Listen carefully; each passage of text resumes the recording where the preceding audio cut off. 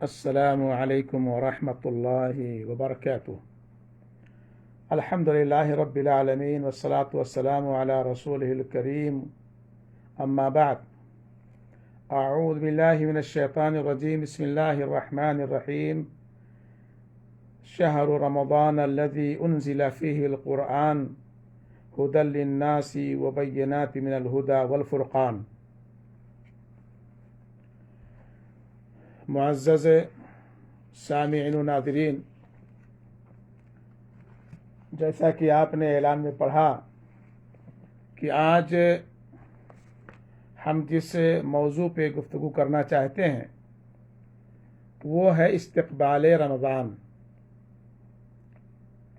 یعنی رمضان المبارک کا ہم استقبال کیسے کریں، یہ انشاءاللہ تعالی آج ہم بتانے کی کوشش کر رہے ہیں۔ اللہ رب العالمین سے دعا ہے کہ اللہ تعالی ہمیں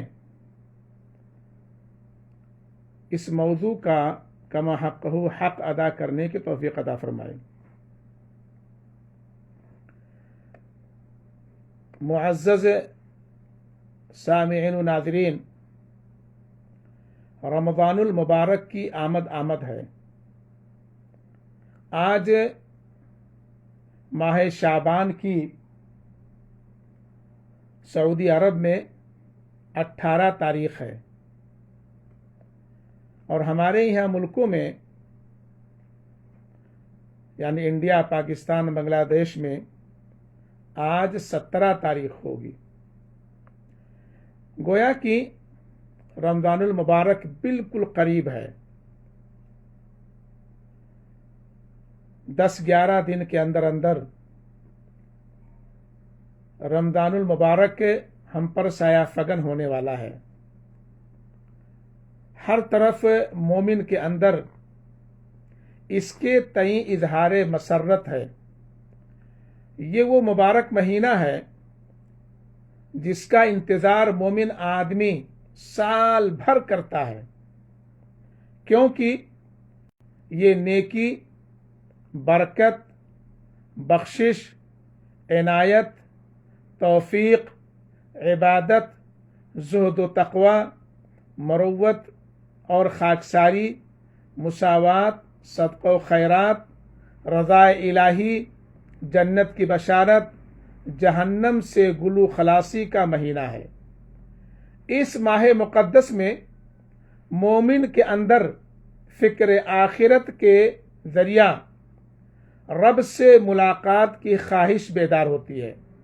سبحان اللہ، اس قدر پاکیزہ اور محترم مہینہ، یہ رب کی طرف سے اس پر ایمان لانے والوں کے لیے عظیم تحفہ ہے۔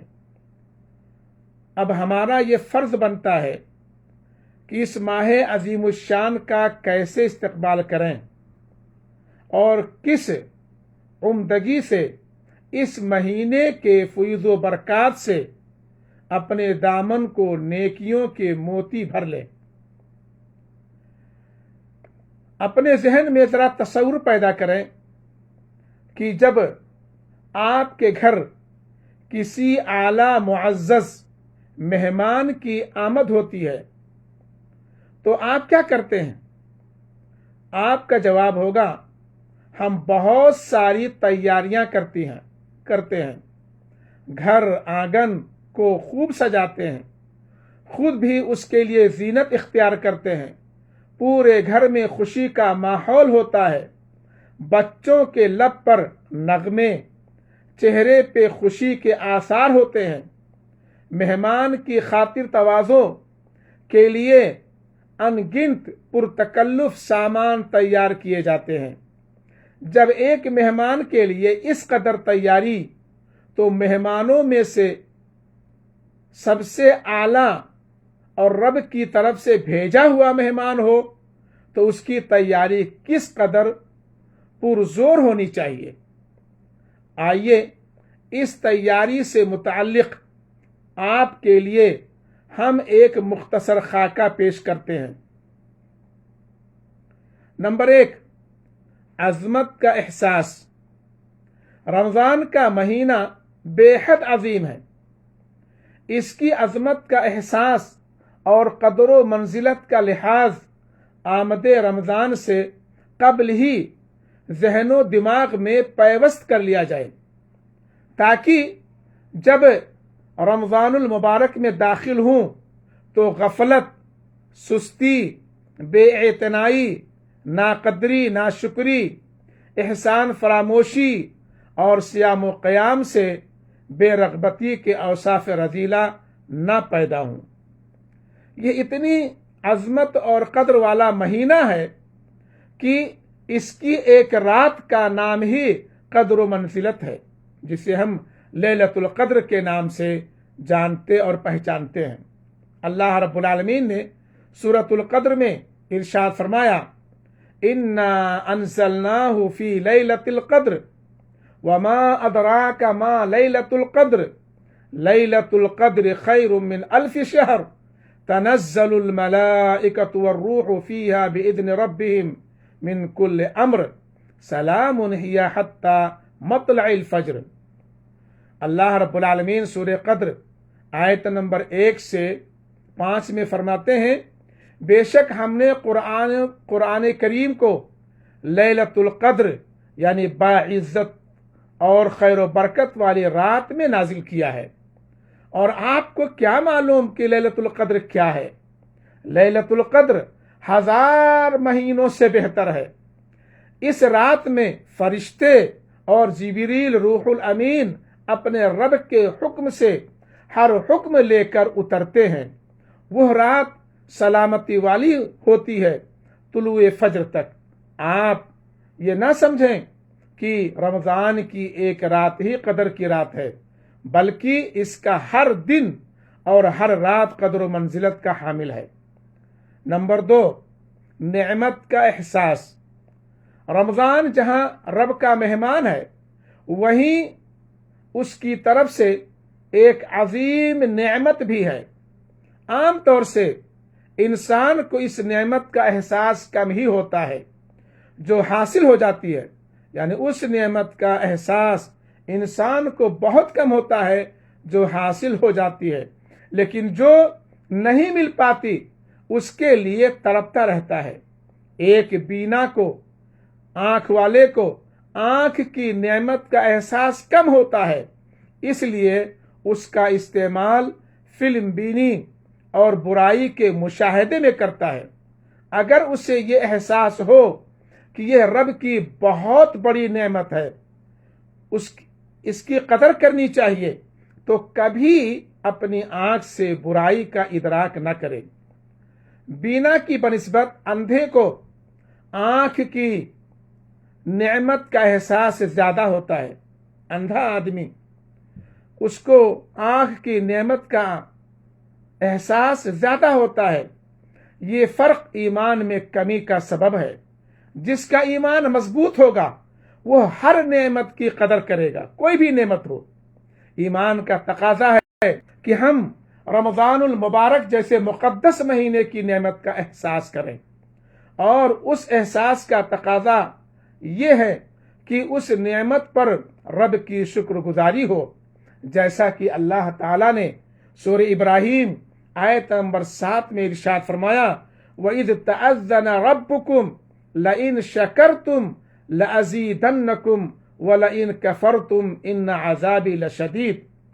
اور جب تمہارے پروردگار نے تمہیں آگاہ کر دیا کہ اگر تم شکر گزاری کرو گے تو بے شک میں تمہیں اور زیادہ دوں گا، اور اگر تم ناشکری کرو گے تو یقیناً میرا عذاب بہت سخت ہے۔ اسی طرح اللہ رب العالمین نے سورہ ابراہیم آیت نمبر 28 سے 29 میں فرمایا، أَلَمْ تَرَ إِلَى الَّذِينَ بَدَّلُوا نِعْمَةَ اللَّهِ كُفْرًا وَأَحَلُّوا قَوْمَهُمْ دَارَ الْبَوَارِ۔ جہنم یصلونها وبئس القرار۔ کیا آپ نے ان کی طرف نظر نہیں ڈالی جنہوں نے اللہ تعالیٰ کی نعمت کے بدلے ناشکری کی اور اپنی قوم کو ہلاکت کے گھر میں لا اتارا، یعنی جہنم میں، جس میں یہ سب جائیں گے جو بدترین ٹھکانہ ہے۔ نعمت میں رمضان جیسا مہینہ نصیب ہونے کی بھی نعمت ہے، اور صحت و تندرستی اس پہ مستزاد ہے۔ ان نعمتوں کا احساس کیوں نہ کریں کہ ان نعمتوں کے بدلے ہمیں ہر قسم کی نیکی کی توفیق ملتی ہے۔ روزہ، نماز، صدقہ، خیرات، دعا، ذکر، انابت اللہ، توبہ، تلاوت، مغفرت، رحمت وغیرہ ان نعمتوں کی دین ہے۔ نمبر 3، انابت اللہ۔ جب ہم نے اپنے دل میں مہمان کی عظمت بحال کر لی، اس عظیم نعمت کی قدر و منزلت کا بھی احساس کر لیا، تو اب ہمارا یہ فریضہ بنتا ہے کہ دنیا سے رخ موڑ کے اللہ تعالی کی طرف لوٹ جائیں۔ انابت اللہ عظمت اور نعمت کے احساس میں مزید قوت پیدا کرے گی۔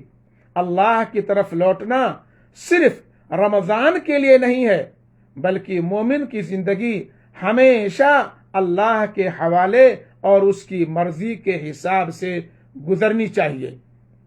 یہاں صرف بطور تذکیر ذکر کیا جا رہا ہے کہ کہیں ایسا نہ ہو بندہ رب سے دور ہو کر روزہ کے نام پر صرف بھوک اور پیاس برداشت کرے۔ اگر ایسا ہے تو روزے کا کوئی فائدہ نہیں۔ پہلے رب کی طرف لوٹیں، اس سے تعلق جوڑیں اور اس کو راضی کریں، پھر ہماری ساری نیکی قبول ہوں گی۔ انابت اللہ سے میری مراد ہم رب پر صحیح طور پر ایمان لائیں، ایمان باللہ کو مضبوط کریں، عبادت کو اللہ کے لیے خالص کریں، رب پر مکمل اعتماد اور بھروسہ کریں، اللہ کو سارے جہاں کا حاکم مانیں، خود کو اس کا فقیر اور محتاج جانیں، کسی غریب و مسکین کو حقارت کی نظر سے نہ دیکھیں، ناداروں کی اعانت کریں، مدد کریں، ہیلپ کریں، سہایتا کریں، بیماری و مصیبت میں اس کی طرف رجوع کریں۔ یہ ساری باتیں انابت اللہ میں داخل ہیں۔ بہت سے لوگ ہیں جو نماز بھی پڑھتے ہیں، روزہ بھی رکھتے ہیں، لمبے لمبے قیام اللیل کرتے ہیں، مگر غیر اللہ کو پکارتے ہیں، اللہ کو چھوڑ کر اوروں کو مشکل کشا سمجھتے ہیں، بیماری اور مصیبت میں مردوں سے استغاثہ کرتے ہیں۔ ان لوگوں کا روزہ کیسے قبول ہوگا؟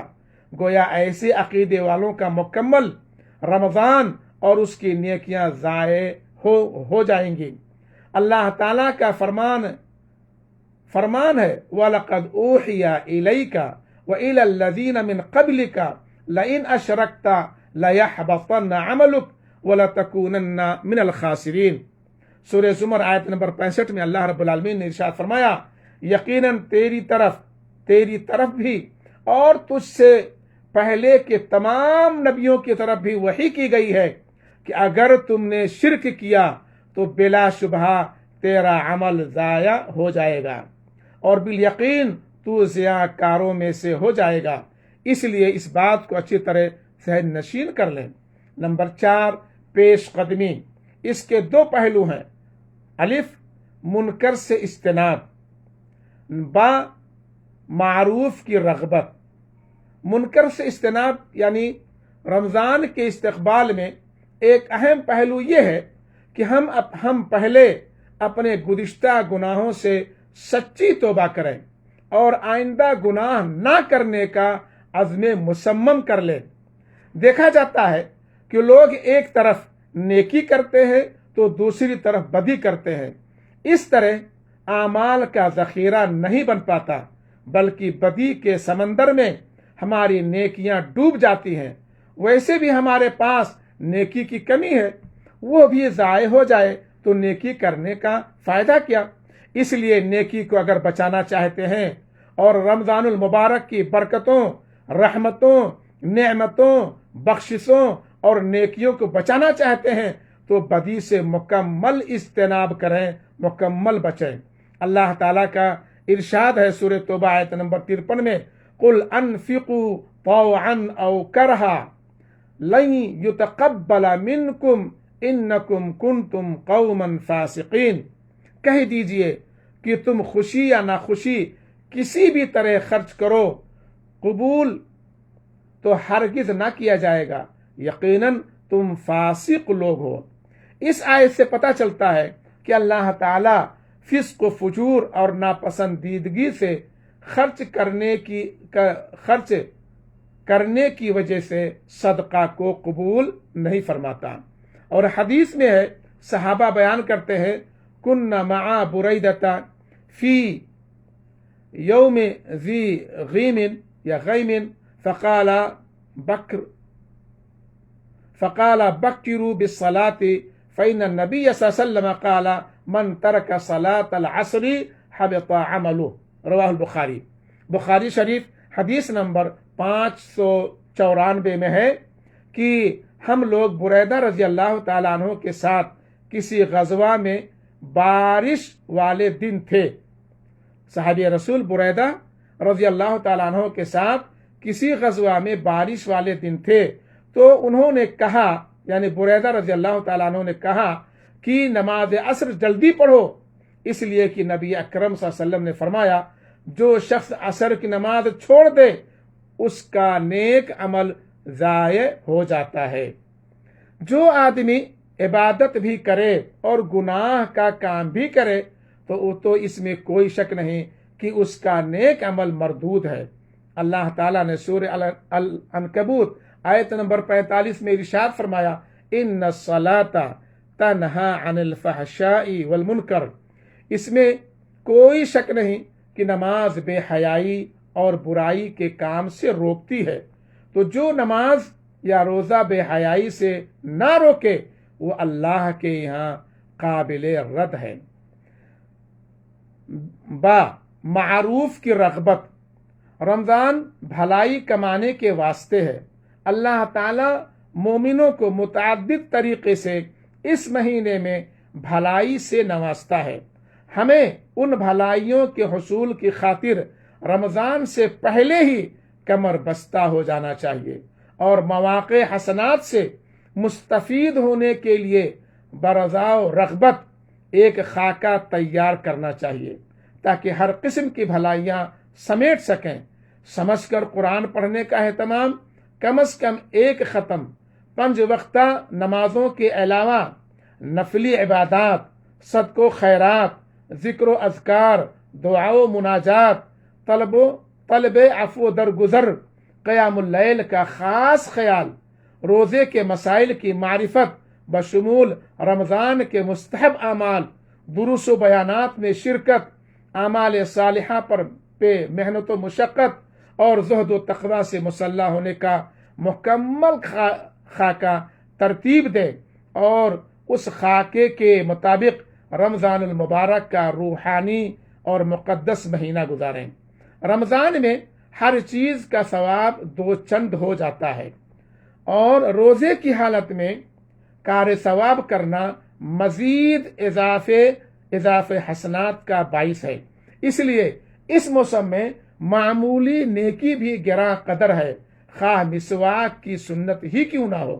ہر نماز کے لیے مسواک کرنا، اذان کا انتظار کرنا، بلکہ پہلے سے مسجد میں حاضر رہنا، تراویح میں پیش رہنا، نیکی کی طرف دوسروں کو دعوت دینا، دروس و محاضرات کا اہتمام کرنا، منکرات کے خلاف مہم جوئی کرنا اور صالح معاشرہ کی تشکیل کے لیے جد و جہد کرنا سبھی ہمارے خاکے کا حصہ ہوں۔ نمبر 5، بہتر تبدیلی۔ استقبال رمضان کے لیے خود کو مکمل تیار کریں، نیکی کا جذبہ وافر مقدار میں ہو اور اپنے اندر اچھائی کے تئیں ابھی سے ہی بدلاؤ نظر آئے، پہلے سے زیادہ سچائی اور نیکی کی راہ اختیار کرے۔ رمضان چونکہ رمضان ہے، اس لیے اس سے قبل ہی بہتری کا اظہار شروع ہونے لگ جائے۔ تقوی کے اسباب اپنائیے اور خود کو متقی انسان بنانے پر عبادت کے ذریعے جہد کرنے کا مخلصانہ جذبہ بیدار کریے۔ یہاں یہ بات بھی نہیں بھولنی چاہیے کہ اپنے اندر بہتری پیدا کرنے کی خوبی اور خاصہ صرف رمضان کے لیے نہیں بلکہ سال بھر کے لیے پیدا کرے۔ ایسے بہت سے لوگ ہیں جو رمضان کے نمازی ہوا کرتے ہیں اور رمضان رخصت ہوتے ہی نماز سے بلکہ یہ کہیں اللہ سے ہی غافل ہو جاتے ہیں۔ اس لیے ابھی سے ہی یہ راہ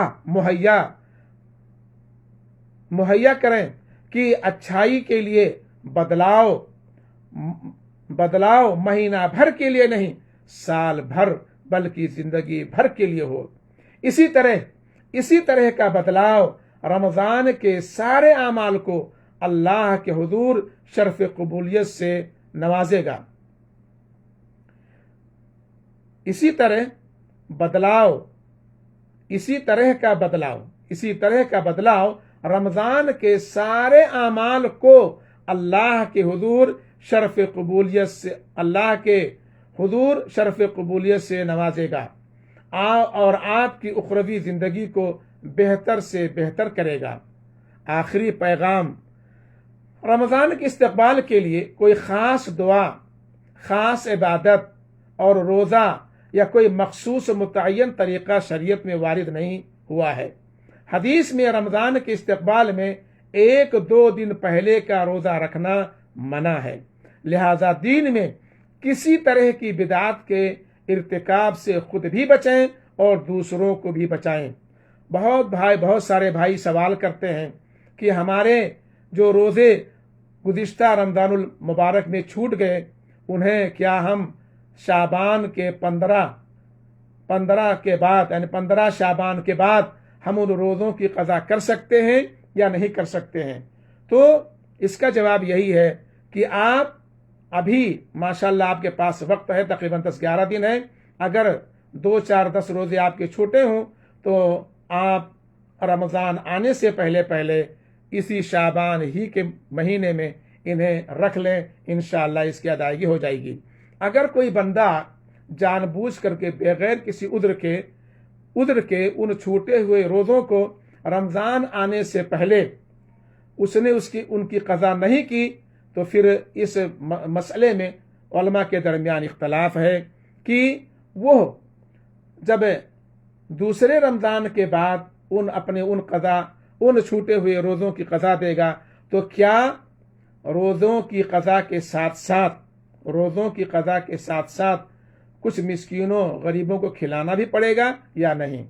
تو یہ ایک اختلافی مسئلہ ہے، لہذا ہمیں چاہیے کہ ہم رمضان کا مہینہ آنے سے پہلے اپنے ان چھوٹے ہوئے روزوں کی تکمیل کر لیں۔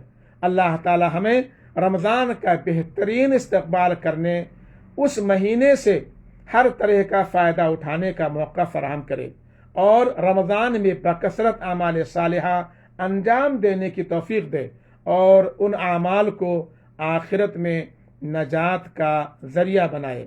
ربنا آتنا فی الدنیا حسنہ وفی الآخرۃ حسنہ وقنا عذاب النار۔